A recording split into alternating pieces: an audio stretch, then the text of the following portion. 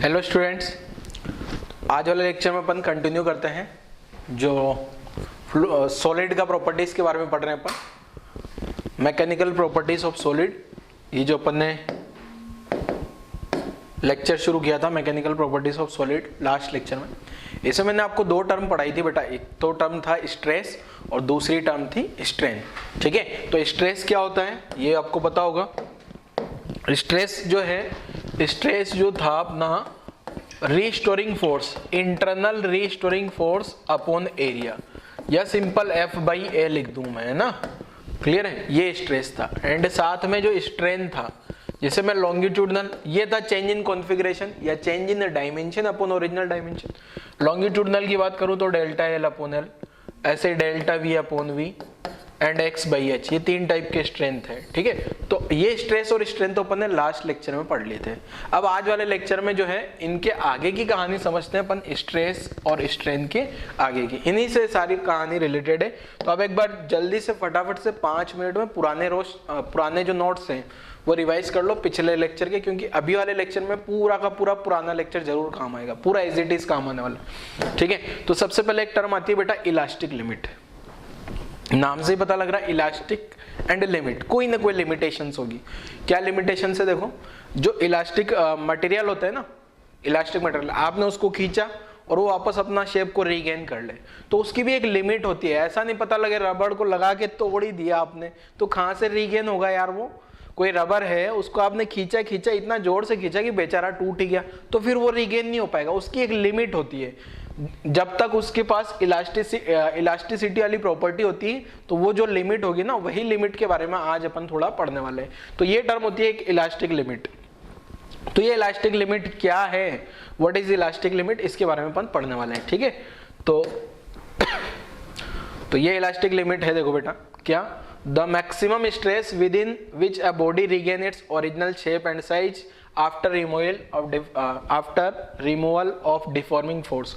मतलब मैंने अगर डिफॉर्मिंग फोर्स हटा दिए तो वापस अपनी ओरिजिनल शेप में आ जाए, उसके लिए जो मैक्सिमम स्ट्रेस हो सकता है, वो जो लिमिट है, इसको बोला जाता है इलास्टिक लिमिट। ठीक है बेटा। Next, if the stress develop in body exceed, अगर बॉडी में जो है ये जो इलास्टिक लिमिट है, इससे ज्यादा स्ट्रेस आएगा तो क्या होगा, वो अपना ओरिजिनल शेप एंड साइज में नहीं आ पाएगी। डिफॉर्मिंग फोर्स हटा दूंगा तो हो सकता है टूट भी जाए। ठीक है, ज्यादा ही स्ट्रेस लगा दिया, स्ट्रेस क्या है, फोर्स अपॉन एरिया, ज्यादा फोर्स लगा दोगे तो हो सकता है वो एक टाइम ऐसा आएगा, अगर उस लिमिट को अगर आप क्रॉस कर गए, देन उसके बाद अगर आपने डिफॉर्मिंग फोर्स हटा भी दिया ना, तो फिर कुछ नहीं होने वाला, वो बॉडी वैसी ही रहने वाली है। क्लियर है, ये लिखा है देखो, stress develop in body exceed this limit, elastic limit, then it will not get initial shape and size completely even after removing deforming. Deforming force हटाने पे भी वो अपनी ओरिजिनल शेप और साइज में नहीं आएगी। क्लियर है, तो ये कहानी समझ में आ गई होगी आपको इलास्टिक लिमिट की। अब एक टर्म आती है हुक्स लॉ। एक साइंटिस्ट का नाम था हुक, आ भी जाएगा अभी शायद आपके पास, ये आ गया रॉबर्ट हुक।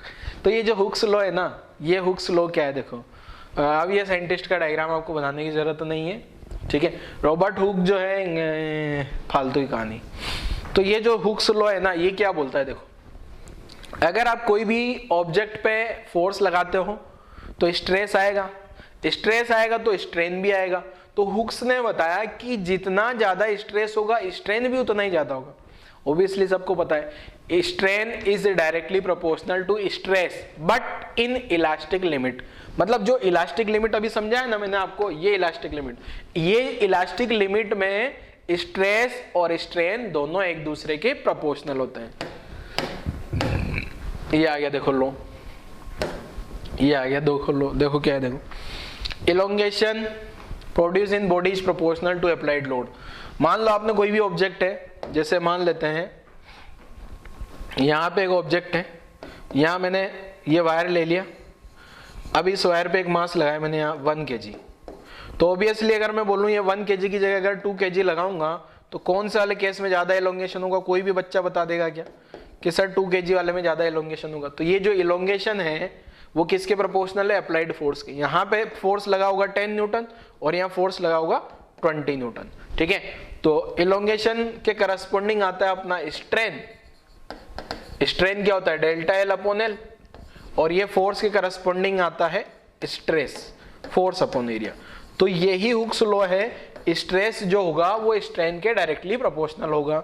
अभी आ भी जाएगा, आ जा बेटा, ये आ गया। ये लिखने की जरूरत नहीं, आप डायरेक्ट हुक्स लॉ लिखना।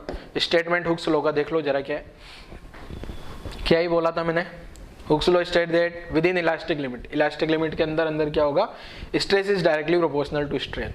ठीक है, तो ये बस हुक्स लॉ लिख के आपको ये एक स्टेटमेंट लगा लेना, बाकी सारी कहानी लिखने की कोई जरूरत नहीं है। जैसे बीच बीच में ये ऐसे आते हैं ना, ये इस टाइप से बन के डिजाइन, ये आपको लिखने की जरूरत नहीं होती। ठीक है, नोट्स में ओनली यही लिखना है, बाकी आपको अगर कहीं लगता है कि कोई इंपॉर्टेंट पॉइंट है तो उसको लिख सकते हो। ठीक है, मैं बोल भी देता हूँ। तो यहाँ आपको केवल यही लिखना है स्टेटमेंट, इसका हुक्स लॉ का स्टेटमेंट लिख लेना आप लोग वीडियो पॉज करके। क्या है देखो, within elastic limit stress is directly proportional to strain. और ये डायग्राम बनाने की जरूरत नहीं है, आपको ड्राइंग तो कराया नहीं रहे।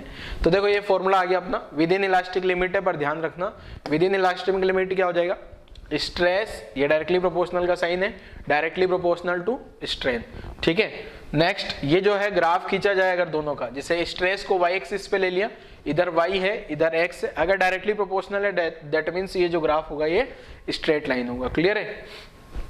अब यहाँ कोई ना कोई कांस्टेंट आएगा, ये प्रोपोर्शनलिटी कांस्टेंट को अगर मैं इक्वलिटी में कन्वर्ट करता हूँ तो एक कांस्टेंट आ जाता है, तो ये आ गया स्ट्रेस बरोबर कांस्टेंट इनटू स्ट्रेन। क्लियर है, ये जो कांस्टेंट का वैल्यू निकाला जाए तो ये कांस्टेंट का वैल्यू क्या हो जाएगा बेटा, ये कांस्टेंट, अगर मुझे कांस्टेंट का वैल्यू पता करना है तो यहाँ से क्या करूँ, ये वाले स्ट्रेन को डिवाइड कर दिया मैंने, तो स्ट्रेस अपॉन स्ट्रेन क्या आ गया, ये कांस्टेंट आ गया। क्लियर है बेटा, ये कांस्टेंट को ही बोला जाता है क्या, के नाम दे दिया। और ये जो प्रोपोर्शनलिटी कांस्टेंट है इसको बोला जाता है मॉडुलस ऑफ इलास्टिसिटी। क्या बोलते हैं इसको, जो ये के है इसका क्या नाम है बेटा, मॉडुलस ऑफ इलास्टिसिटी। जो प्रोपोर्शनलिटी कांस्टेंट आया ना, इसको किस नाम से जानते हैं अपन, मॉडुलस ऑफ इलास्टिसिटी। अब ये इसका मॉडुलस ऑफ इलास्टिसिटी का यूनिट क्या होगा, पहचानो जरा आप लोग। स्ट्रेस का यूनिट पता है, स्ट्रेन का यूनिट। अच्छा एक चीज याद है बेटा आपको, जब अपन ने यूनिट एंड डायमेंशन पढ़ा था बहुत साल पहले, मतलब जब शुरुआत में आप लोग आए थे, तो स्ट्रेस और स्ट्रेन के बारे में मैंने बताया होगा, स्ट्रेस भी बताया होगा तब और स्ट्रेन भी बताया होगा, और ये मॉडुलस वगैरह की कहानी भी समझाई होगी। तो वही कहानी सेम यहाँ रिपीट हो रही है। तो स्ट्रेस का यूनिट पता है, स्ट्रेन का यूनिट पता है आपको, तो इसका भी यूनिट निकाल लोगे, वो फोर्स के जैसा ही आता है, CGS यूनिट आ गया, डायमेंशन भी आ जाएगा। ठीक है, तो ये सारी पूरी की पूरी स्लाइड कॉपी पेस्ट कर लो। ये इंपॉर्टेंट है क्या, हुक्स लॉ। हुक्स लॉ जो भी मैंने पिछली स्लाइड में बताया, stress is directly proportional to strain within elastic limit. Proportionality हटेगी, प्रोपोर्शनलिटी कांस्टेंट आएगा, उस कांस्टेंट को नाम देते हैं अपन मॉडुलस ऑफ इलास्टिसिटी। ठीक है बच्चों, नोट करो जल्दी से कहानियां तक। चलो आगे बढ़ते हैं। Types of modulus of elasticity. ये जो मॉडुलस ऑफ इलास्टिसिटी आया है इसको अपन ने के से डिनोट किया था, तो एक काम करना यहाँ भी के से डिनोट करना, मैंने यहाँ गलती से ये लिख लिया। तो type of modulus of elasticity जो है ये के हो गया, यहाँ के लिख लूंगा अभी मैं ना। तो यहाँ जो है आप लोगों को के लिख लेना है। ये 3 टाइप के होते हैं, यंग्स मॉडुलस, और यंग्स मॉडुलस जो आएगा ना वो डिफॉर्मेशन लेंथ, आपने कल वाले लेक्चर में पढ़ा होगा स्ट्रेस और स्ट्रेन, एक तो लेंथ के अलोंग होता है क्या, तो लेंथ के अलोंग अगर मैं स्ट्रेस लिखूंगा मींस ये जो यंग्स मॉडुलस आएगा ये आएगा longitudinal stress upon longitudinal strain. ठीक है, जो दूसरा आता है क्या, bulk modulus, bulk stress upon bulk strain. ठीक है, बल्क स्ट्रेस कल पढ़ाया था क्या, तो ये जो है आगे अपने पास के। ठीक है, तो डिफॉर्मेशन इन वॉल्यूम, वॉल्यूम में डिफॉर्मेशन होता है। Modulus of rigidity, shape change हो जाता है ना उसका, नीटा से डिनोट करते हैं, इसको के से डिनोट करते हैं। क्लियर है, डिफॉर्मेशन होगा शेप में, शेप में डिफॉर्मेशन होगा तो उसको बोल दिया मॉडुलस ऑफ रिजिडिटी। ठीक है, तो यहां तक की कहानी आप लोगों को समझ आ गई होगी। तो ये modulus of elasticity, bulk modulus के। अब देखो मैंने यहाँ क्या बोला था, आप जो है नोटेशन में थोड़ा सा चेंज कर लेते हैं। क्या चेंज करना, यहाँ जो बल्क मॉडुलस मैंने पीछे वाली स्लाइड में के लिखा था ना, तो आप यहाँ पे भी के लिख लेना। और यहाँ बल्क मॉडुलस को के से डिनोट नहीं करते, बीटा से डिनोट कर लेते हैं, बल्क मॉडुलस को बीटा। ठीक है, बल्क मॉडुलस को किससे नोटेशन दे दिया मैंने, बीटा से। याद रखना बेटा, है ना। पिछली वाली स्लाइड बताता हूँ अभी, वहाँ पिछली वाली स्लाइड में आप देखोगे ना मॉडुलस ऑफ इलास्टिसिटी को मैंने कैसे डिनोट किया था, ये गया गया गया गया गया, ये देखो ये रख के। ठीक है, मॉडुलस ऑफ ये के है ना, मॉडुलस ऑफ इलास्टिसिटी। तो यहाँ जो मॉडुलस ऑफ इलास्टिसिटी, यहाँ ई की जगह के लिख लेना, और यहाँ तो ई की जगह अपन ने लिख लिया क्या, के, और यह बल्क मॉडुलस बीटा। ठीक है, आगे बल्क मॉडुलस को बीटा से नोटेशन दे देंगे। यंग्स मॉडुलस आ गया बल्क। अब एक एक करके तीनों के बारे में पढ़ लेते हैं। तो पहला आ गया अपने पास क्या, यंग्स मॉडुलस। यंग्स मॉडुलस क्या है, देखो ये साइंटिस्ट है, तो साइंटिस्ट का नाम आ गया, साइंटिस्ट का फोटो आ गया, उससे कोई मतलब नहीं है। ये किस किस का रेशियो है, ये वो जो प्रोपोर्शनलिटी कांस्टेंट आ रहा था ना, प्रोपोर्शनलिटी कांस्टेंट क्या था, स्ट्रेस अपॉन स्ट्रेन। तो यहाँ longitudinal stress upon longitudinal strain आ गया। The ratio of longitudinal stress to the longitudinal strain within the elastic limit is called Young's modulus. अभी फॉर्मूला भी आ जाएगा इसका।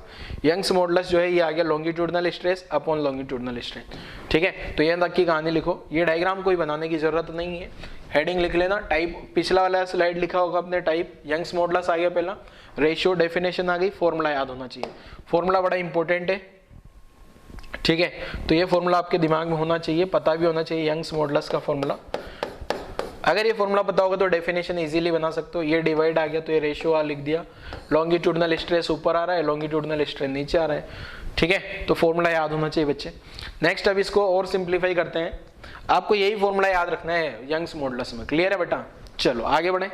नेक्स्ट यहाँ तक लिख लिया हो तो आगे बढ़ते हैं। फॉर्मूला बॉक्स बना लिया होगा आप।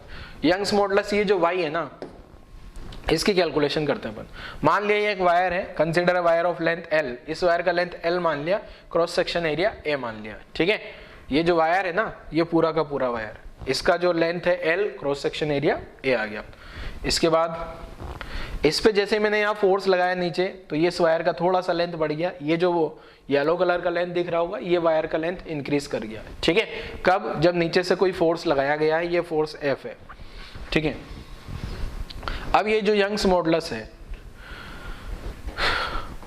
स्ट्रेच करने से डेल्टा L बढ़ गया, इसको भगाओ कुछ। अब ये जो यंग्स मॉडुलस है, ये डायग्राम को इधर ला दिया मैंने, ये पिछली वाली स्लाइड लिखने की जरूरत नहीं है। तो लॉन्गिट्यूडनल स्ट्रेस क्या लिख सकता हूँ, force upon area. Longitudinal stress क्या आ जाएगा, फोर्स अपॉन एरिया। ऐसे लॉन्गिट्यूडनल स्ट्रेन क्या आ जाएगा, delta L upon original length. ठीक है, अब मैंने यंग्स मॉडुलस किया, इन दोनों का रेशियो है क्या, ये जो यंग्स मॉडुलस है longitudinal stress upon longitudinal stress. Longitudinal stress का वैल्यू यहाँ से पुट कर दूं क्या, तो ये लॉन्गिट्यूडनल स्ट्रेस का वैल्यू पुट कर दिया, डिवाइड वाला साइन, और ये लॉन्गिट्यूडनल स्ट्रेन का वैल्यू पुट कर दिया डेल्टा L। तो यंग्स मॉडुलस क्या आ जाएगा, FL upon A delta L। Clear है, कुछ याद रखने की जरूरत नहीं। ये कल वाले लेक्चर में बताया था क्या, ये भी कल बताया था। बस आपको ये याद रखना है यंग्स मॉडुलस क्या होता है, longitudinal stress upon longitudinal strain. ठीक है, क्लियर है यहाँ तक की कहानी। अब ये जो अगर मान लो क्वेश्चन में क्या लिखा है, जैसे if a force is applied on wire of radius r, इस वायर का रेडियस r मान लूंगा तो इस एरिया को क्या लिख सकता हूँ, पाई r स्क्वायर लिख देंगे। इसका अगर रेडियस r मान लिया तो ये जो एरिया आ रहा है ना बच्चे, ये वाला एरिया कितना आ जाएगा अपने पास, पाई r स्क्वायर आ जाएगा क्या। ये जो एरिया है ना, ये वाला एरिया कितना आ जाएगा, अगर रेडियस r है तो ये जो क्रॉस सेक्शन एरिया है इसको मैं क्या लिख सकता हूँ, पाई r स्क्वायर। ठीक है, और ये वाला जो ब्लॉक है, इस ब्लॉक का मास अगर m है तो ये जो नीचे की डायरेक्शन में फोर्स आ रहा था ना, इस फोर्स को क्या लिखा जा सकता है, mg। क्लियर है, तो अगले वाले केस में क्या लिख देंगे, ये फोर्स की जगह तो आप क्या लिख सकते हो, mg, और एरिया की जगह क्या लिख सकते हो, पाई r स्क्वायर। ठीक है, क्लियर, देखना भी आता है कहानी। हाँ, ये फोर्स की जगह mg है अपॉन पाई r स्क्वायर, और वो तो डेल्टा L अपॉन है। तो यंग्स मॉडुलस क्या आ जाएगा, mgl upon pi r square delta L। चाहो तो यहाँ लिख दो, फोर्स की जगह लिख दिया। क्लियर है, ये फॉर्मूला है, याद रखने की कोई जरूरत नहीं है। यंग्स मॉडुलस का ऐसा यूनिट अगेन वैसे ही हो जाएगा, आप लोग निकाल के देख लीजिएगा जरा। CGS यूनिट आ गया, डायमेंशनल फॉर्मूला आ गया है। क्लियर है, तो कुल मिला के यहाँ तक की सारी कहानी नोट कर लो है। बस आपको फॉर्मूला एक सिंगल पता होना चाहिए, यंग्स मॉडुलस का मतलब longitudinal stress upon longitudinal strain. बस कहानी खत्म। नोट करो जल्दी से वीडियो पॉज करके, फिर न्यूमेरिकल सेक्शन पे आता हूं। चलो न्यूमेरिकल पे आ जाते हैं। पहला न्यूमेरिकल बहुत आसान सा न्यूमेरिकल है बच्चे। आप लोग अगर वीडियो पॉज करोगे, क्वेश्चन सोल्व करने के लिए ट्राई करते हो तो बहुत आसान सा न्यूमेरिकल। ए वायर इंक्रीज, कितना वायर का लेंथ इंक्रीज हुआ, 10⁻³ अच्छा यहाँ यूनिट लिख लेना, यहाँ यूनिट नहीं ही दी गई है, meter. A wire of increase by 10⁻³ meter of length, इसका लेंथ ओरिजिनल लेंथ कितना है 1 मीटर, कितना व्हेन स्ट्रेस, ये स्ट्रेस लगाया है, फोर्स नहीं लगाया है। What is the Young's modulus, तो यंग्स मॉडुलस आपको पता है यंग्स मॉडुलस क्या होता है, क्या वीडियो पॉज करके आप खुद से सोल्व करोगे या मैं सोल्व कर दूं? सोल्व करो जल्दी से, वीडियो पॉज करो, क्वेश्चन को सोल्व करो। तो ये यंग्स मॉडुलस होता है बच्चे क्या, स्ट्रेस। अब कौन सा वाला स्ट्रेस है, वायर है तो चलो लिख देता हूं मैं, longitudinal stress upon longitudinal strain. Young's modulus आ जाएगा, मुझे यंग्स मॉडुलस का वैल्यू ही पता करना है। अब यहां से जो स्ट्रेस दिया है वो कितना दिया है 1 × 10⁸, 1 × 10⁸ दिया है क्या, डिवाइड में स्ट्रेन क्या हो जाएगा डेल्टा एल अपॉन एल, तो डेल्टा एल कितना आ जाएगा 10⁻³ / 1। ठीक है, इसको ऐसे लिखा जा सकता है ना F/A, ये ऑलरेडी क्वेश्चन में गिवन है आपको, तो डेल्टा एल अपॉन एल, तो F/A करने की जरूरत नहीं पड़ी आपको, तो आंसर आ गया अपना 10⁻11। यूनिट लिखोगे तो न्यूटन पर मीटर स्क्वायर, ये अपना आंसर आ गया इस क्वेश्चन का। देखो कितना आसान सा क्वेश्चन था, बहुत आसान क्वेश्चन नहीं है, नोट कर लो जरा। फिर अगला क्वेश्चन सोल्व करते हैं इसी पैटर्न का, थोड़ा सा अलग चेंज है।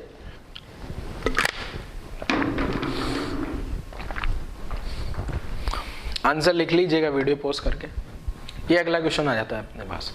तो क्वेश्चन पढ़ो जल्दी से और सोल्व करने के लिए ट्राई करो बच्चों। पहले क्वेश्चन पढ़ लीजिए जल्दी फटाफट से और फिर सोल्व करने के लिए ट्राई करो इसको।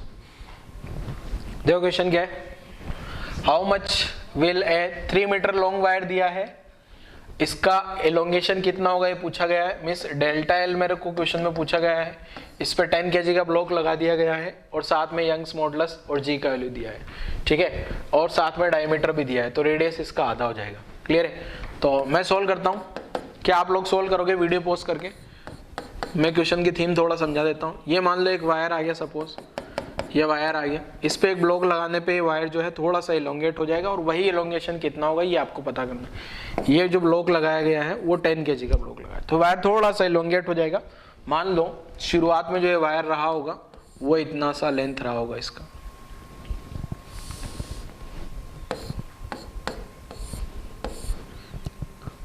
मान लीजिए इतना लेंथ रहा होगा शुरुआत में।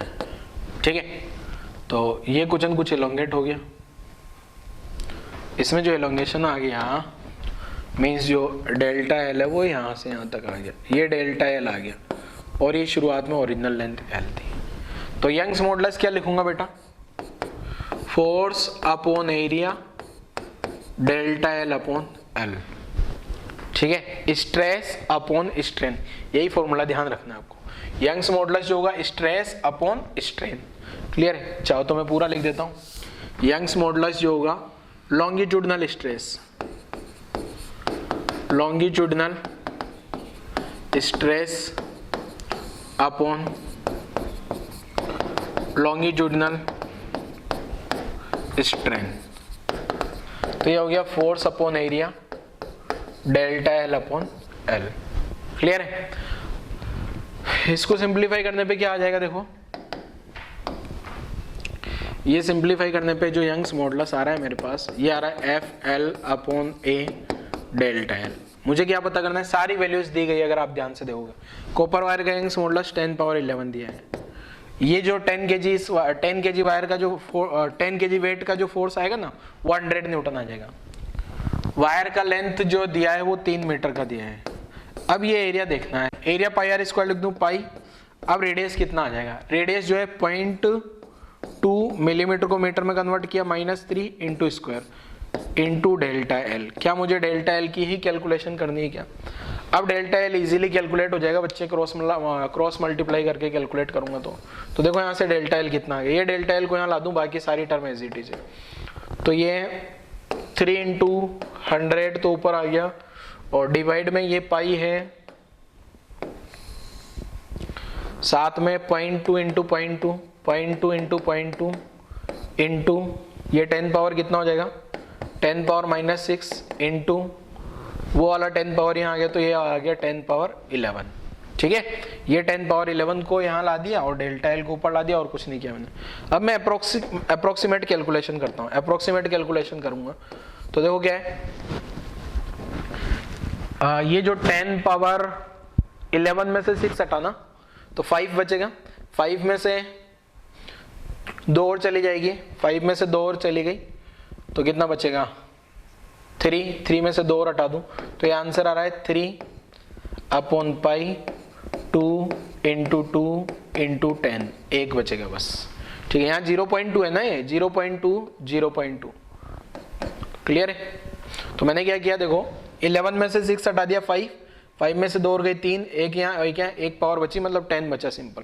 तो ये अपना जो आंसर आ गया ना, ऑलमोस्ट कितना आ गया, डेल्टा एल जो एलोंगेशन आया है तो ये आ रहा है अप्रोक्सीमेट। अगर मैं पाई का वैल्यू 3 मान लूं तो अप्रोक्सीमेट आंसर आ जाएगा 1/40 मीटर। अप्रोक्सीमेट आंसर निकाला है बेटा मैंने ना, एग्जैक्ट कैलकुलेशन करोगे तो पाई का वैल्यू 3.14 रख के कर लो जरा। तो ये अपना सेकंड वाला क्वेश्चन हो गया बेटा, नोट कर लो जरा आप लोग, आसान सा क्वेश्चन है। देखो मैं हर बार बेटा बोल रहा हूँ एक ही फॉर्मूला लगाऊंगा, मैं बस ये वाला फॉर्मूला लगाऊंगा, हर एक क्वेश्चन सोल्व कर दूंगा। Longitudinal stress upon longitudinal strain, बस यंग्स मॉडुलस का यही एक सिंगल फॉर्मूला लगाऊंगा मैं हर एक क्वेश्चन में जो आगे कराऊंगा। अभी ये दो क्वेश्चन अपन कर चुके हैं, आगे तीसरा क्वेश्चन देखते हैं जरा क्या है। यहां तक की कहानी लिखो बेटा जल्दी से।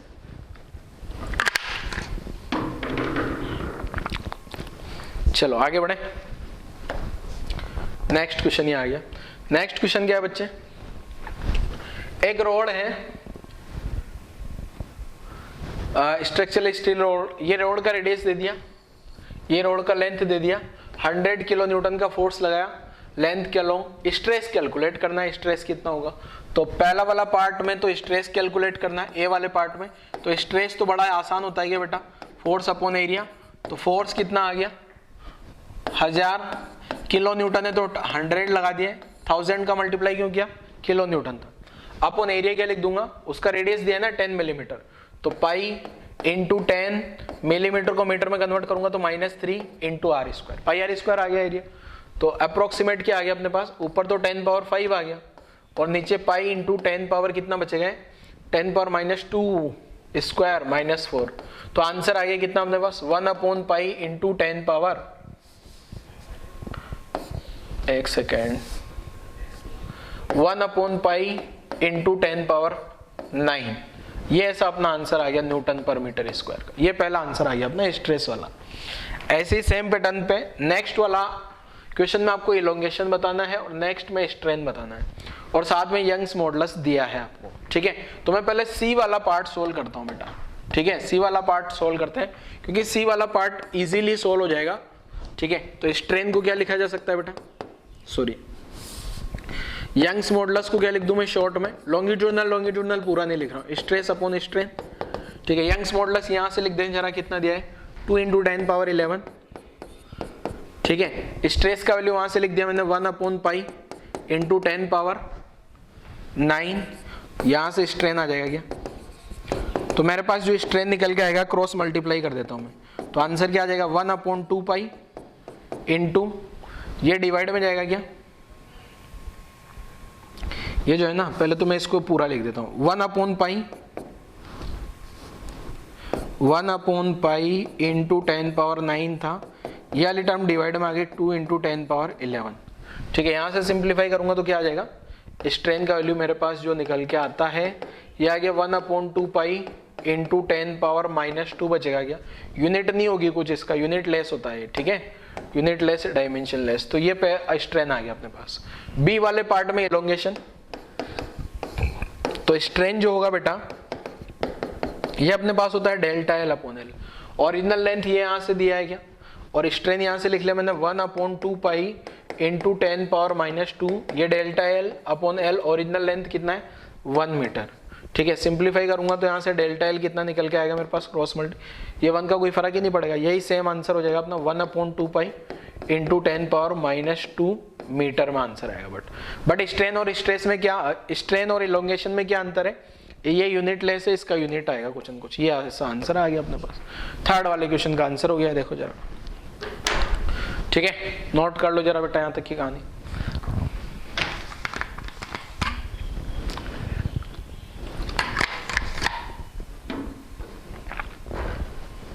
चलो नोट किया, वीडियो पॉज करके नोट कर लिया करो आप लोग, पहले खुद भी ट्राई किया करो, ठीक है ना। हमेशा सॉल्यूशन ऐसा नहीं, सॉल्यूशन ही देखते जा रहे हैं, बस खुद से ट्राई करो जरा। अगला क्वेश्चन क्या है देखो, अगला क्वेश्चन आप खुद से ट्राई करो।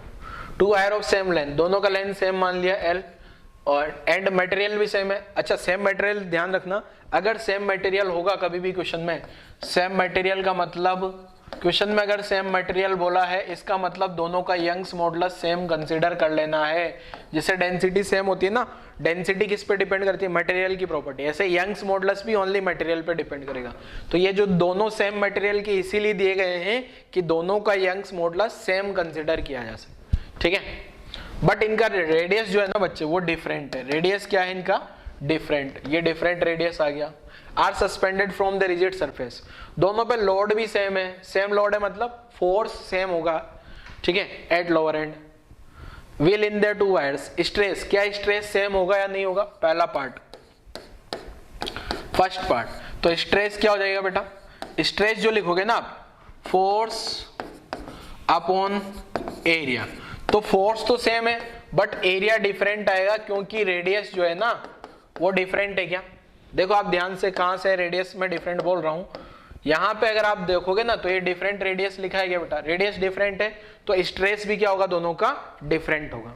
तो स्ट्रेस वाले में क्या लिख दी मैंने कहानी, स्ट्रेस जो लिखूंगा ना बेटा वो आएगा अपना डिफरेंट, स्ट्रेस जो होगा अपना डिफरेंट आ गया। क्लियर है बेटा, चलो ठीक है आगे बढ़ते हैं। नेक्स्ट कहानी, नेक्स्ट दूसरा वाले में पूछ रहा है स्ट्रेन के बारे में क्या बोलोगे आप, तो सेकंड में स्ट्रेन का फॉर्मूला तो लगाओ आप। चलो स्ट्रेन के बारे में बताओ जरा आप लोग, क्या होगा बेटा, स्ट्रेन के बारे में बताओ जरा क्या होने वाला है। जो दोनों का स्ट्रेन होगा वो सेम होगा या डिफरेंट होगा, ये समझते हैं।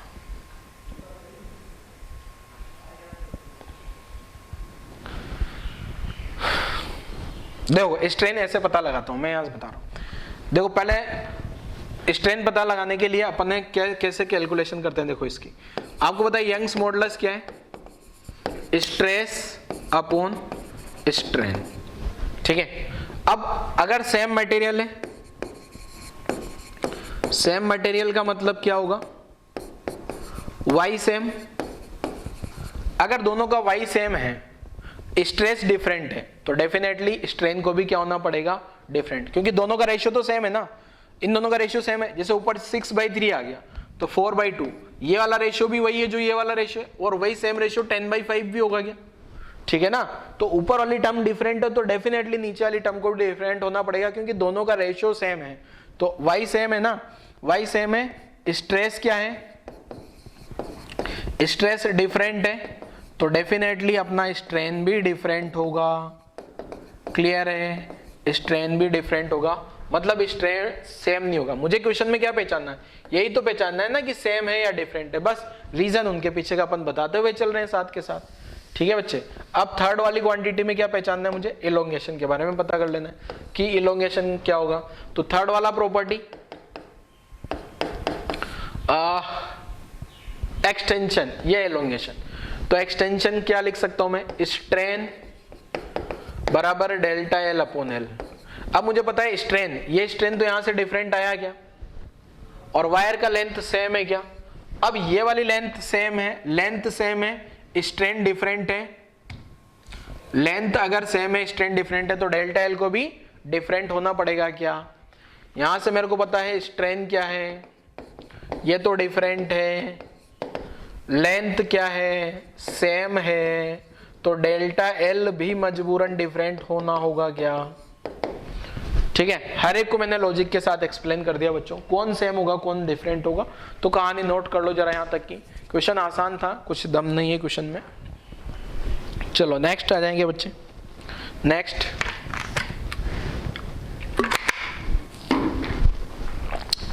नेक्स्ट क्या है देखो, हाँ नेक्स्ट क्वेश्चन सोल्व करता हूं। 2 wire made of same metal, same metal बोल दिया ना अगेन, तो आपको क्या सेम वाई सेम कंसीडर करना है, ठीक है। The length of the first wire is half of the second wire, ठीक है। तो मैं शुरुआत कर रहा हूं, देखो आप लोग वीडियो पॉज करके खुद से सोल्व कर सकते हो। y तो सेम होगा क्या, ठीक है, मींस y1 बराबर i2 लिख दूं मैं, y1 बराबर y2। y सेम क्यों होगा, क्योंकि एक ही मेटल दिया है, ठीक है। Length of first wire is half of the second wire, L1 equal to L2 by 2। Second wire का जो लेंथ है ना उसका आधा कर दें तो फर्स्ट वाले वायर का लेंथ आ जाता है, ठीक है। And its diameter is double of the second wire. Diameter की बात करूं, डायमीटर डबल है तो रेडियस भी डबल होगी क्या, ट्वाइस ऑफ R2, ठीक है। डायमीटर डबल है तो रेडियस भी क्या होगा अपना, डबल होगा क्या,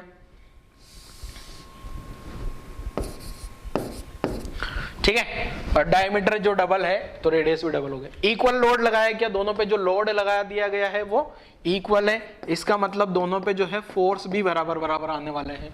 are applied on the bone. Find the ratio of increase in their length, ठीक है, पता कर लेते हैं, कौन सी बड़ी बात है। चलो देखो आप क्या लिखते हो बेटा, y equal to force upon area delta l upon l, stress upon strength, तो f l upon a into delta l, ठीक है। तो यहां से डेल्टा एल निकालूंगा तो क्रॉस मल्टीप्लाई करूंगा तो क्या आ गया, एफ एल अपॉन ए वाई। समझे, क्लियर है, समझे क्या बेटा। तो अब मुझे क्या करना है, ratio of increase in length, तो delta L one upon delta L two चाहिए, तो F one L one A one Y one F two L two A two Y two. अब जो जो सेम सेम टर्म है ना वो गायब कर दो। F1, ये F वाली टर्म गायब क्यों करी मैंने, F वाली टर्म क्यों गायब करी, क्योंकि इक्वल लोड लगा रखा है ना। Y1 वाली टर्म भी गायब कर दें क्या, Y1 और Y2 भी गायब कर दूं क्या, ठीक है। तो अब फाइनल आंसर देखते हैं जरा यहां से क्या आ रहा है, डेल्टा L1 डेल्टा L2, ठीक है। अब यहां से बचा मेरे पास L1 upon L2 into A2 by A1, A2 by A1 आ जाएगा क्या। तो यहां से जो delta L1 upon delta L2 आएगा, L1 अपॉन L2 ये आ गया pi R2 square upon pi R1 square आ गया क्या, पाई ने पाई को भी गायब कर दिया गया। तो delta L1 upon delta L2 ऐसा लिख दूं मैं, L1 upon L2 R2 upon R1 whole square, ऐसा लिख दिया जाए बेटा तो चलेगा क्या। अब मैं यहाँ से L1 अपॉन L2 का वैल्यू पुट कर लूं, यहाँ से L1 अपॉन L2, यहाँ से R1 अपॉन R2, तो delta L1 upon delta L2 का अपने पास फाइनल आंसर आ जाएगा। तो L1 अपॉन L2 कितना आ गया, 1/2 तो ये आ रहा है, इंटू R2 अपॉन R1 भी कितना आ रहा है, ये भी 1/2 आ रहा है क्या, R2 अपॉन R1 देखो 1/2 स्क्वायर, तो यहाँ से आंसर आ जाएगा अपने पास 1/8, स्क्वायर है ना इसमें, तो 1/4 होगा, 1/4 इंटू 1/2 तो 1/8 अपना आंसर आ जाएगा। नोट कर लो जल्दी से, कहानी नोट करो यहाँ तक की, जल्दी फटाफट से बच्चों, कहानी समझ आ गई होगी आप लोगों को। नोट कर लो वीडियो पॉज करके, 1/8 अपना आंसर हो जाएगा। वीडियो पॉज कर लो जल्दी से, मैं हटा रहा हूं इसको, गायब कर दें, चलो गायब। नेक्स्ट क्वेश्चन क्या है, देखो बेटा, इधर लोड है, इधर यहाँ पे दिया गया है लोड, यहाँ लोड है और यहाँ एक्सटेंशन है, 4 वायर दे दिए A B C D, किसका यंग्स मॉडुलस ज्यादा होगा ये पता करना है। Which wire has highest value of Young's modulus of elasticity, try करो जरा, कौन से वाले वायर का यंग्स मॉडुलस सबसे ज्यादा होने वाला है, कौन से वाले वायर का यंग्स मॉडुलस सबसे ज्यादा होने वाला है, ट्राई करो बेटा। क्वेश्चन नहीं दिख रहा है तो बड़ा कर देते हैं, थोड़ा बड़ा कर दूं, और कोई मतलब नहीं वैसा ही दिख रहा अभी फिर भी, चलो ट्राई कर लो जरा। देखो क्या मैं सोल्व कर देता हूं वापस से। यंग्स मॉडुलस अपन क्या लिख सकते हैं बेटा, F अपॉन ए डेल्टा L अपॉन L, यहां तक कोई दिक्कत नहीं होनी चाहिए। अब ये F को जो है y एक्सिस पे लिया है, F का मतलब लोड है, F का मतलब लोड है, ये जो लोड है ना, लोड का मतलब क्या बोल दूं, लोड का मतलब F, और F को मान लिया अपन ने y, और इधर दिया है एक्सटेंशन, एक्सटेंशन का मतलब डेल्टा एल, और डेल्टा एल को मान लिया अपन ने x, तो y बराबर क्या आ गया अपने पास, सॉरी y इक्वल टू क्या आ गया, y अपॉन ए x अपॉन एल, ठीक है। तो यहां से सिंप्लीफाई करने पे क्या आ रहा है, अच्छा एक चीज ध्यान से सुनना बेटा, ये है अपना कैपिटल Y तो यंग्स मॉडुलस है, और ये है अपना स्मॉल y जो है y एक्सिस पे माना है मैंने, ठीक है, ये स्मॉल y, कंफ्यूजन नहीं हो जाना, कट नहीं कर देना। तो यहां से जो है कैपिटल Y बराबर क्या आ गया, y इंटू एल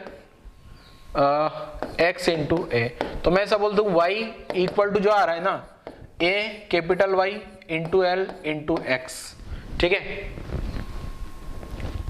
अब दो सबकी डायमेंशन तो आइडेंटिकल है क्या, डायमेंशन आइडेंटिकल है मतलब ए और एल तो सेम होगा क्या, डायमेंशन आइडेंटिकल, इसका मतलब ए एंड एल जो होगा वो तो सेम हो गया चारों वायर का। तो इसका मतलब मैं क्या बोल दूं, जिस लाइन का स्लोप ज्यादा होगा, जिस लाइन का स्लोप ज्यादा होगा उसका यंग्स मॉडुलस भी ज्यादा होगा क्या, क्योंकि इस लाइन का जो स्लोप है ना, ये लाइन कन्वर्ट हो गई y equal to m x में, y equal to m x, और c का वैल्यू 0 आ रहा है क्योंकि ओरिजिन से पास कर रही है सारी। तो सबसे ज्यादा लाइन का स्लोप, ये वाली लाइन का स्लोप आ रहा है क्या, तो सबसे जो y का वैल्यू सबसे ज्यादा होगा वो किसके लिए होगा, d वाले वायर के लिए। तो अपना आंसर हो जाएगा बच्चे क्या, जो y है हाईएस्ट वैल्यू y जो होगी highest value of Young's modulus for d, ठीक है। d वाला जो मटेरियल है ना, या वायर d जो है, उस वाला वायर d का यंग्स मॉडुलस सबसे ज्यादा होने वाला है, ठीक है। नोट कर लो जरा, नोट करो जल्दी से कहानी।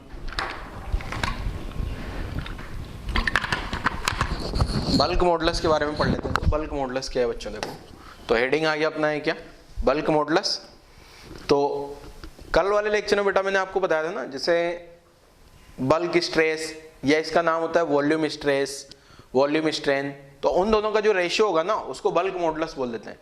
जैसे अपन ने लिखा मॉडुलस ऑफ इलास्टिसिटी क्या है, स्ट्रेस अपॉन स्ट्रेन, उसमें भी यंग्स मॉडुलस क्या है, longitudinal stress upon longitudinal strain, ठीक है।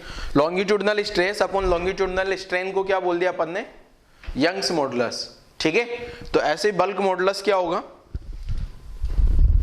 बल्क मॉडुलस जो हो जाएगा बेटा क्या, bulk stress upon bulk strain, या volume stress upon volume strain भी बोल सकते हैं। तो ये आ गया, देखो क्या, it is defined as the ratio of volume stress to the volume strain within the elastic limit के अंदर अंदर होना चाहिए बच्चे ये सब कहानी, ठीक है। तो इसको अपन बोल देंगे क्या, बल्क मॉडुलस, ठीक है। बल्क मॉडुलस का फॉर्मूला भी देख लेते हैं जरा, क्या है देखो। इसको बल्क मॉडुलस को बीटा से डिनोट करना आप लोग, बीटा, मैंने के यहाँ पीपीटी में के से लिखा है, बट आपको नोटेशन इसका क्या देना है बच्चे, इसका जो नोटेशन देना है आपको बीटा, अभी मैं लास्ट में करेक्शन कर दूंगा, ठीक है।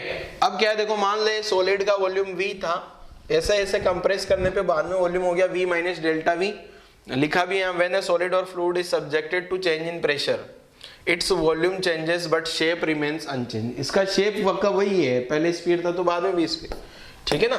तो आपको क्या चेंज करना, यहाँ जो है ना, यहाँ पे आप लोग बल्क मॉडुलस लिख लेना, ये जो नोटेशन है ना इसको बीटा लिख लेना, बीटा, क्योंकि के अपन ऑलरेडी एक नोटेशन दे चुके हैं मॉडुलस ऑफ इलास्टिसिटी को, ठीक है। नोट करो जना यहाँ तक की कहानी। चलो आगे बढ़े, नेक्स्ट स्लाइड में क्या आ गया देखो, the force per unit area applied normally and uniformly to surface the body, pressure gives the stress and change in volume per unit, ये स्ट्रेन आ जाएगा, ठीक है, ये कोई दिक्कत नहीं है। तो ये वॉल्यूम स्ट्रेस आ गया डेल्टा एफ अपॉन डेल्टा आई डेल्टा पी, ये वॉल्यूम स्ट्रेन आ गया। तो बल्क मोड, अच्छा यहाँ माइनस इसलिए लगाया बेटा, ये वॉल्यूम कम हो रहा है ना, जैसे मैं फोर्स लगाता हूँ ना बाहर से, तो वो जो चेंज इन प्रेशर आ रहा है ना उसके कारण वॉल्यूम क्या हो रहा है, कम हो रहा है, इसलिए ये माइनस आया है, ठीक है ना। तो ध्यान रखना वॉल्यूम स्ट्रेन में मैंने एक माइनस लगा लिया। तो बल्क मॉडुलस क्या आ जाएगा, स्ट्रेस अपॉन स्ट्रेन, ठीक है। बल्क मॉडुलस क्या हो जाएगा, स्ट्रेस अपॉन स्ट्रेन। देखो यहाँ लिखा भी है volume v of the body decreases by an amount delta v when the pressure on surface increase by delta p then in equilibrium, ठीक है ना, इसलिए माइनस लगाया क्योंकि ये डिक्रीज हो रहा है, क्लियर है। चलो अगले ये वाला वीडियो पॉज करके लिख लेना आप लोग। ये नेक्स्ट क्या है देखो, बल्क मॉडुलस का फॉर्मूला आ गया।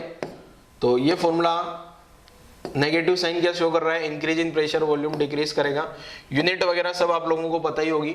तो बस एक और टर्म मेरे को यहाँ ये चेंज करना था, ये बीटा है बेटा, beta bulk modulus, beta beta और यहाँ भी बीटा, ठीक है, क्लियर है। सीजीएस यूनिट ऐसा यूनिट, डायमेंशन सेम, प्रेशर की जैसी हो जाएगी सारी कहानी।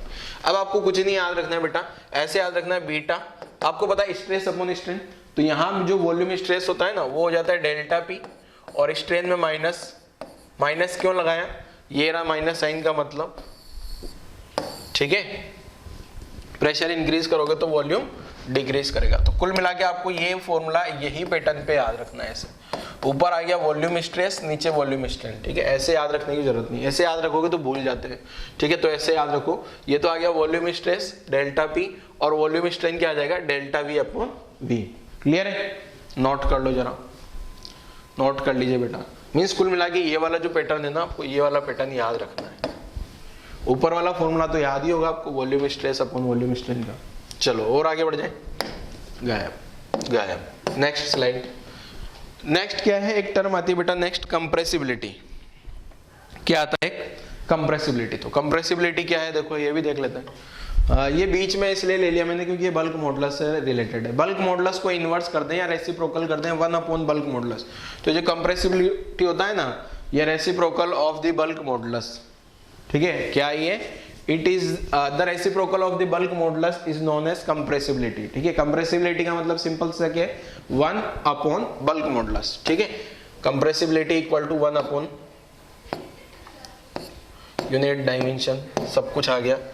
अब यहाँ पे आपको क्या करना है बेटा, ये अगेन यहाँ बीटा लिख लेना है, 1 अपॉन बीटा, ठीक है। कंप्रेसिबिलिटी जो है हो जाएगा अपना 1 अपॉन बीटा, या फिर ये याद रखो डायरेक्ट कंप्रेसिबिलिटी जो है बल्क मॉडुलस का इनवर्स है। कुछ याद रखने की जरूरत नहीं है, ये नहीं याद रखने की जरूरत, डायमेंशन वगैरह जस्ट रिवर्स हो जाएगी सारा, ठीक है। यूनिट और डायमेंशन रिवर्स हो गई, ठीक है। क्लियर, नोट कर लो जरा कंप्रेसिबिलिटी। एक ही लाइन याद रखनी है बस, ये लाइन अगर आपको याद होगी तो सब कुछ पता लग जाएगा आपको। बल्क मॉडुलस से उसको जस्ट उल्टा कर दो, इनवर्स कर दो, तो अपना कंप्रेसिबिलिटी आ जाएगा, ठीक है बच्चे। नोट कर लो जरा यहाँ तक की कहानी, गायब। नेक्स्ट न्यूमेरिकल पे आ जाते हैं। देखो न्यूमेरिकल सेक्शन में क्या है, देखो ball sphere contain in volume, अच्छा spherical ball contract in volume, इतना वॉल्यूम डिक्रीज हो रहा है परसेंटेज में, ठीक है। When it is subjected to a pressure 100 atmospheric का प्रेशर लगा रहा हूं, तो बल्क मॉडुलस कितना होगा। चलो ट्राई करें। पहले तो मेरा ये जो डेल्टा वी अपॉन वी जो आ रहा है ना, ये कितना आ गया 0.9, सॉरी कितना वॉल्यूम कॉन्ट्रैक्ट हो रहा है, 0098 इंटू 1/100, इतना वॉल्यूम कॉन्ट्रैक्ट हो रहा है, ठीक है। तो इसको मैं डेल्टा वी अपॉन वी को क्या लिख दूं, ये परसेंटेज है ना, तो डेल्टा वी अपॉन वी है ना, या फिर ऐसा समझ लो आप लोग जैसे delta v upon v into 100, इतना परसेंटेज वॉल्यूम कॉन्ट्रैक्ट हो रहा है, तो कितना हो गया 0.0098, ठीक है। ध्यान रखिएगा। तो spherical ball contract in volume by means percentage, इतना परसेंटेज वॉल्यूम चेंज हो रहा है ना, कॉन्ट्रैक्ट हो रहा है, तो ये delta v upon v into 100 है बेटा। क्लियर है। तो यहां से मैं अगर डेल्टा वी अपॉन वी का वैल्यू निकाल लेता हूँ, क्योंकि मुझे बल्क मॉडुलस में ये वैल्यू चाहिए ना, तो ये कितनी आ जाएगी अपने पास 98 इंटू 10⁴ ये और टू रहा है 6, ये आ गया। प्रेशर में कितना आ गया बेटा 100 ATM। अच्छा एक चीज ध्यान रखना, अभी आगे आ जाएगा आप लोगों को, या फिर हो सकता है केमिस्ट्री में बताया हो। 1 एटमॉस्फेरिक प्रेशर जो होता है ना 10⁵ न्यूटन पर मीटर स्क्वायर होता है। अगले चैप्टर में आ जाएगा अभी अपने पास फिजिक्स में भी प्रेशर के बारे में। एटमॉस्फेरिक प्रेशर का मतलब जैसा भी अपनी बॉडी पे एटमॉस्फेयर प्रेशर लगा रहा है क्या, तो वो जो 1 ATM प्रेशर है ना, वो कितने बराबर होता है 10⁵ न्यूटन पर मीटर स्क्वायर। याद रखना है रिलेशन, ठीक है। चाहो तो मैं क्वेश्चन में लिख देता हूँ, यहाँ पे आप लोग क्वेश्चन में लिख लीजिएगा यहाँ पे, ताकि आपको कोई कंफ्यूजन ना हो। 1 एटमॉस्फेरिक प्रेशर, ये एटमॉस्फेरिक प्रेशर को शॉर्ट में ATM लिख देते हैं। 1 ATM जो होता है ना, वो होता है 10⁵ न्यूटन पर मीटर स्क्वायर, ये आप लोग क्वेश्चन में लिख सकते हो। तो यहाँ से जो प्रेशर आ गया ना मेरे पास, प्रेशर कितना आ जाएगा बच्चे, यहाँ से जो प्रेशर लिखूंगा मैं, यह आ गया 100 इंटू 10⁵, तो यह आ गया 10⁷ न्यूटन पर मीटर स्क्वायर। क्लियर है। अब इसके बाद आगे बढ़ते हैं बेटा, मेरे को चाहिए बल्क मॉडुलस। तो बल्क मॉडुलस क्या होता है, delta p upon minus delta v upon v, ठीक है। तो यहाँ जो बल्क मॉडुलस आएगा डेल्टा पी का वैल्यू आ गया 10⁷। तो ये माइनस जो है ना, ये बेसिकली अगर देखा जाए ना बच्चे, तो ये वॉल्यूम कॉन्ट्रैक्ट हो रहा है ना, कॉन्ट्रैक्ट हो रहा है मतलब वॉल्यूम कम हो रहा होगा, तो ये वैल्यू ऑलरेडी माइनस में ही है।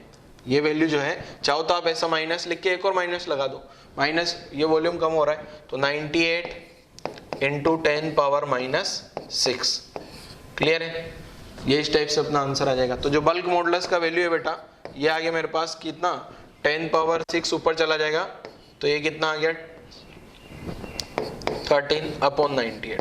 98 को अगर मैं 100 लिख लेता हूं तो आंसर आ जाएगा 10 पावर 11। ठीक है, यूनिट लिखोगे तो 1/Nm/m², ऐसा आंसर हो जाएगा। नहीं, ये तो बल्क मॉडुलस है ना, कंप्रेसिबिलिटी थोड़ी है। बल्क मॉडुलस तो वही आएगा ना, Nm/m²। कंप्रेसिबिलिटी होता ना तो इसको उल्टा कर देते अपन आंसर निकालते हुए टाइम। बल्क मॉडुलस ही तो कैलकुलेट करना है, कंप्रेसिबिलिटी थोड़ी है। कंप्रेसिबिलिटी होता तो क्या करता, 1/बल्क मॉडुलस कर देता। अच्छा, किसी बच्चे के दिमाग में आ रहा होगा सर ये माइनस क्यों आया, डेल्टा V/V, यहाँ एक माइनस लिख लेना। माइनस क्यों लिखा मैंने, क्योंकि ये कॉन्ट्रैक्ट हो रहा है ना बेटा। कॉन्ट्रैक्ट का मतलब होता है वॉल्यूम का कम होना। ठीक है, नोट कर लीजिए जल्दी से, वीडियो पॉज करो, नोट कर लो। एक और क्वेश्चन करते हैं सेम पैटर्न का, उसमें थोड़ा सा नेक्स्ट चैप्टर का कॉन्सेप्ट है, तो नेक्स्ट चैप्टर का कॉन्सेप्ट मैं समझा दूंगा आपको क्या है, पर क्वेश्चन तो सोल्व हो जाएगा अपना। ठीक है, चलो सोल्व करेंगे बच्चे। क्या है देखो, ये आया। तो इसमें जो पिछले चैप्टर का कॉन्सेप्ट है ना, वो मैं आपको समझा देता हूँ। क्या है देखो, ए स्फीयर कॉन्ट्रैक्ट्स इन वॉल्यूम, ये वॉल्यूम इतना कॉन्ट्रैक्ट हो रहा है, टेकन बॉटम ऑफ द सी। अब जो है ना, ये वाला तो डेल्टा V/V आ जाएगा, कॉन्ट्रैक्ट में माइनस लिख लेना आपको। When taken the bottom of the sea, 1 kilometer नीचे ले गया, और bulk modulus, find the bulk modulus of the material, और डेंसिटी ऑफ सी वाटर दिया है, और जी का वैल्यू दिया है। अब एक चीज ध्यान से सुन लेना बेटा, यहाँ जो डेल्टा P है ना, डेल्टा P वो आएगा अपना रो GH। कैसे आता है, मतलब क्या होता है बेटा, जैसे जैसे कोई भी ऑब्जेक्ट को, पानी जो होता है ना, सी वाटर या कोई भी पानी हो, तो नीचे नीचे नीचे नीचे नीचे नीचे जाता है ना, जैसे जैसे डेप्थ में जाता है, तो उसका प्रेशर जो है वो इंक्रीज करता जाता है। और कितना प्रेशर इंक्रीज करता है, ये रो GH। ठीक है, प्रेशर वेरिएशन विद डेप्थ। तो आपको एक मैं स्टार लगा देता हूं, क्या, प्रेशर वेरिएशन विद डेप्थ, मतलब डेप्थ में जाने पे जो प्रेशर में चेंज आता है ना, डेल्टा P, वो आता है रो GH, और डेप्थ में जाने पे प्रेशर बढ़ता है। ये अगले चैप्टर में पढ़ लेंगे अपन, फ्लूइड वाला प्रॉपर्टी में। फ्लूइड अगला चैप्टर आएगा ना अपना, मैकेनिकल प्रॉपर्टीज ऑफ फ्लूइड, वहां पढ़ लेंगे बच्चे। ठीक है, अरे यार ये गायब हो गया, लिखता हूं वापस, प्रेशर वेरिएशन विद डेप्थ। अब चलो शुरू कर दो क्वेश्चन को। अब आप लोगों का आंसर आ जाना चाहिए बेटा, अगर इतना मैं बता देता हूं ना, इसके बाद आप लोगों का आंसर आ जाना चाहिए। फटाफट से सोल्व करते हैं। देखो, डेल्टा V/V इंटू 100 का जो वैल्यू आएगा ना, वो कितना आ गया, -0.01। माइनस क्यों लिखा, वॉल्यूम कॉन्ट्रैक्ट कर रहा है क्या, ये वॉल्यूम कॉन्ट्रैक्ट कर रहा है। आप लोग सोल्व करो बेटा, वीडियो पॉज करके, नहीं करोगे तो नहीं समझ आएगा।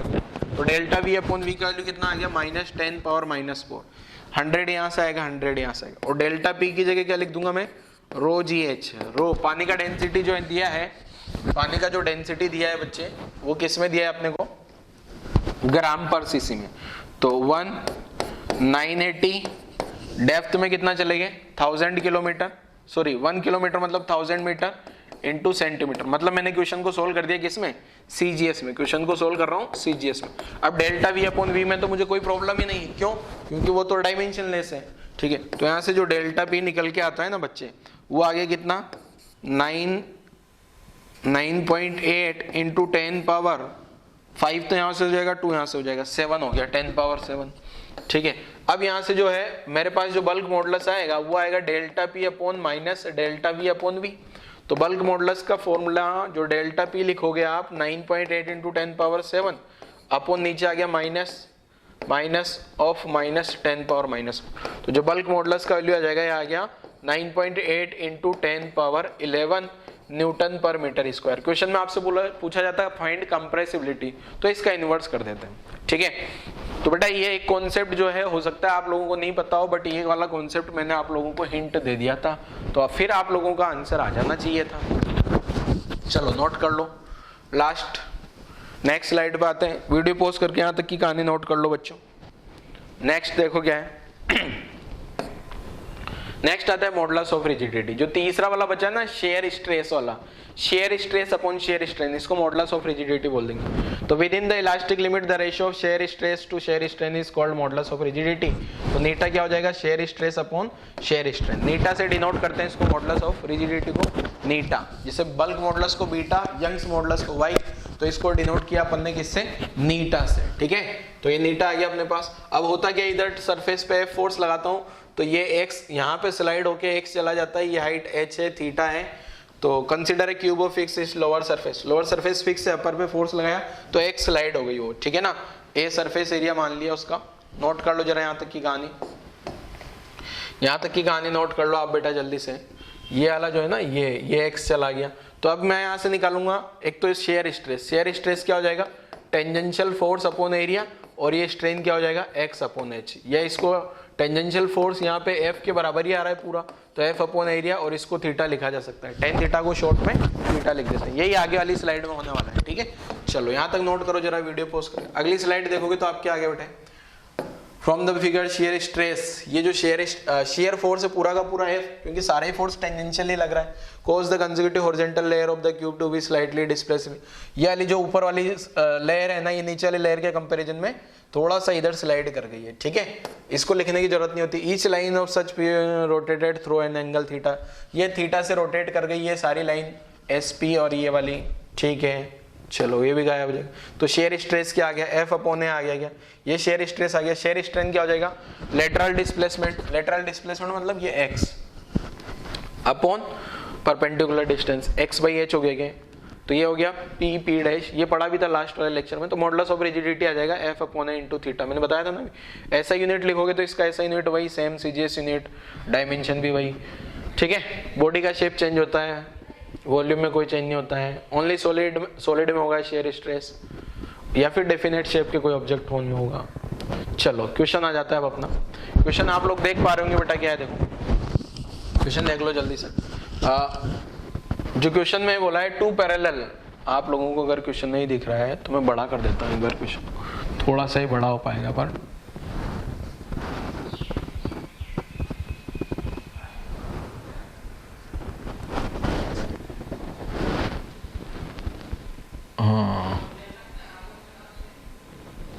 चलो ये इतना सही बड़ा हो पाएगा, बट देखो क्या है क्वेश्चन में, two parallel and opposite forces, two parallel and opposite forces, 4000 newton का फोर्स लगाया यहाँ पे, यहाँ 4000 न्यूटन का फोर्स लगाया tangentially to the upper surface cubical metal block of side, ये मेटल ब्लॉक का साइड दे दिया गया है, शेयर मॉडुलस दिया गया है, lateral displacement of upper surface कितना होगा, मतलब कुल मिला के मुझे जो है अपर सरफेस ये वाला लेटरल डिस्प्लेसमेंट पता करना है, ठीक है। तो सिंप्लीफाई कर लेते हैं बच्चे, देखो क्या होगा।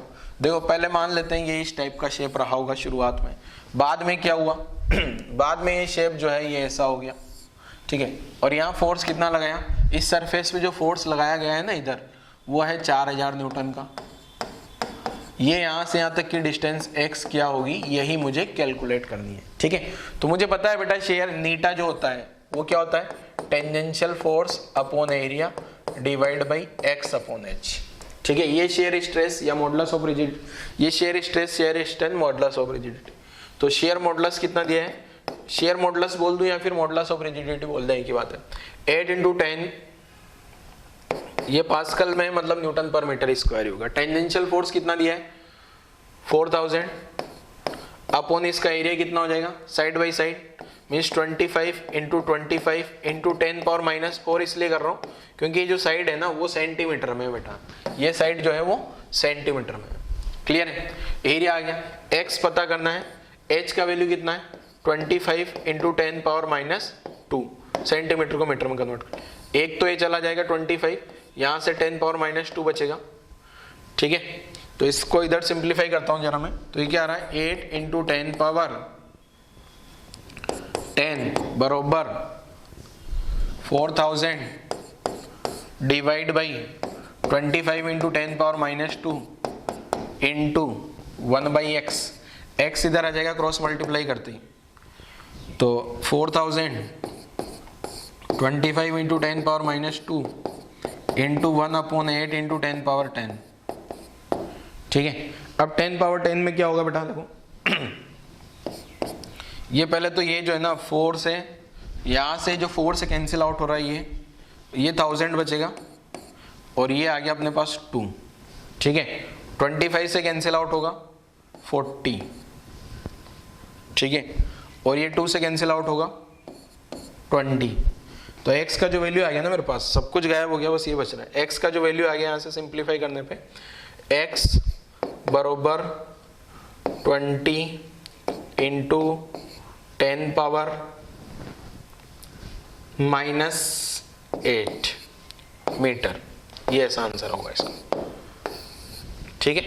ट्राई कर लो जरा जल्दी से, नोट कर लो, मतलब अगर आप लोगों ने सोल्व किया है तो मैच करना, और नहीं किया है तो देख लो जल्दी से सॉल्यूशन। आसान सा है, बस ये फॉर्मूला लगाना आना चाहिए आपको मॉडुलस ऑफ रिजिडिटी का, और कुछ है नहीं इसमें। चलो गायब कर दें। तो ये इस टाइप से अपन ने सारी कहानी पढ़ ली बेटा, वीडियो पॉज करके नोट कर लेना। ये इस टाइप से अपन ने क्या किया बच्चे, इस टाइप से जो है अपने सारे, ये वाला न्यूमेरिकल हो गया, तो ये सारा खत्म हो जाता है चैप्टर। अब मैं वापस से बताता हूँ बेटा क्या है। देखो 3 मेन चीजें पढ़ी अपन ने।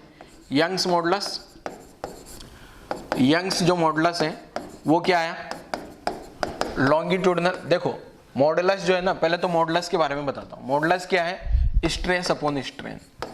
ये हुक्स लॉ होता गया अपना चैप्टर की शुरुआत। फिर पहला 3 टाइप का होता है ये। तो पहला आगे यंग्स, यंग्स किसके करस्पॉन्डिंग आएगा, यहां बस लॉन्गिट्यूडनल लिख देना है, longitudinal stress upon longitudinal strain. Clear है। नेक्स्ट जो है सेकंड पढ़ा है बेटा अपन ने, कौन सा, बल्क, बल्क मॉडुलस। मैं शॉर्ट में लिख रहा हूं, लिखना क्या आपको, यहां भी मॉडुलस यहां भी मॉडुलस। तो ये क्या आ गया, volume stress, volume stress upon volume strain, ठीक है। तो ऊपर तो डेल्टा पी आता है, नीचे डेल्टा वी अपॉन वी आता है। और last and third modulus of rigidity, third modulus of rigidity, इसको नीटा से डिनोट किया अपन ने। ये क्या हो गया, shear stress, share stress upon shear strain. Clear है बेटा। और शेयर स्ट्रेस को क्या लिखा जाता है, tangential force upon area x/h। तो चाहो तो आप ये जो टेंजेंशियल फोर्स है, टेंजेंशियल फोर्स अपॉन एरिया, नीचे वाली टर्म को थीटा लिख सकते हो। ऐसे यहाँ पे भी जो है आप ऐसे लिख सकते हो, force upon area delta L upon L। तो यही ये 3 चीजें इंपॉर्टेंट अभी तक जो अपन ने 2 लेक्चर पढ़े हैं, जो दोनों लेक्चर है बेटा, उन दोनों लेक्चर में अगर देखा जाए, वो जो 2 लेक्चर की थीम है, पूरी कहानी दोनों लेक्चर की यही है बस, ठीक है ना। पिछले वाले लेक्चर में मैंने स्ट्रेस स्ट्रेन पढ़ाया था, तो स्ट्रेस भी 3 टाइप, पिछले वाले लेक्चर में अपन ने क्या पढ़ा था, स्ट्रेस और स्ट्रेन। तो पिछले वाले ये स्ट्रेस आया, फिर स्ट्रेन पढ़ा, फिर 3 टाइप का स्ट्रेस था मेनली, फिर ये स्ट्रेन डिवाइड किया, मॉडुलस, ठीक है बेटा। तो आज वाला लेक्चर यही क्लोज कर रहा हूं मैं। आज वाले लेक्चर में अपन ने ये पढ़ लिया क्या, मॉडुलस ऑफ इलास्टिसिटी क्या क्या है, मॉडुलस ऑफ इलास्टिसिटी के बारे में। लास्ट लेक्चर में स्ट्रेस स्ट्रेन, अगला लेक्चर में इससे आगे की कहानी समझते हैं, ठीक है। तो आज वाला लेक्चर यही क्लोज करते हैं बच्चों, और थैंक यू वाली स्लाइड भी दिखा देते हैं आपको, ये थैंक यू, ठीक है।